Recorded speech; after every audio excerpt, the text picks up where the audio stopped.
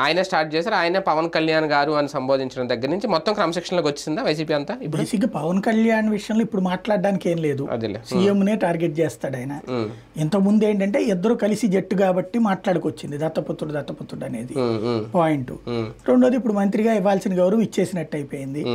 ఇక కావాల్సిందల్లా next future ఏం చేస్తారు. అప్పుడు ఆయన ఎక్కువ ప్యాకేజ్ స్టార్, మ్యారేజ్ స్టార్ ఇలా ఎలక్షన్స్ అప్పుడు జగన్ ని ఆయన అనలేదా?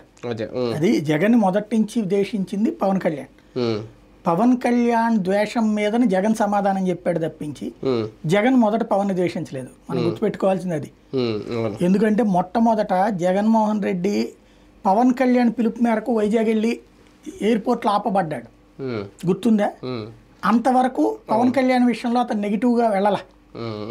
అప్పుడు పవన్ కళ్యాణ్ పిలిపిస్తే ఉద్యమానికని అక్కడికి రండి వైజాగ్ అని చెప్తే ప్రతిపక్ష నాయకుడు గారు అక్కడికి రండి అంటే వెళ్ళాడు. వెళ్ళాక ఈయన ఆగిపోయాడు, ఆయన రాలా అసలు. మిగతా వాళ్ళందరూ అరెస్ట్ అయ్యారు, కనీసం పవన్ కళ్యాణ్ దాన్ని ఖండించాల. ఇతను అరెస్టు, ఎయిర్పోర్ట్ లోనే ఆపేయడం, ఫ్లైట్ రిటర్న్ పంపించడం, అది ఖండించడం కూడా ఖండించాల పవన్ కళ్యాణ్. అప్పుడు అప్పటి నుంచి అతను మాట్లాడడం బిగిన్ చేశాడు, దత్తపుత్రుడు అనే పదం.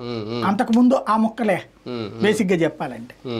అతని యాటిట్యూడ్ అది అప్పటి నుంచి బిగిన్ అయింది, అది కంటిన్యూ అవుతా వచ్చింది. కానీ అధికారంలో ఉన్నప్పుడు ఎక్కడ కంట్రోల్ చేశారా జగన్మోహన్ రెడ్డి గారు అంటే కంట్రోల్ చేయకుండా వదిలేయడం బట్టే నాయకులందరూ అన్ని బూతులు మాట్లాడారని. కానీ ఇప్పుడు చూసుకుంటే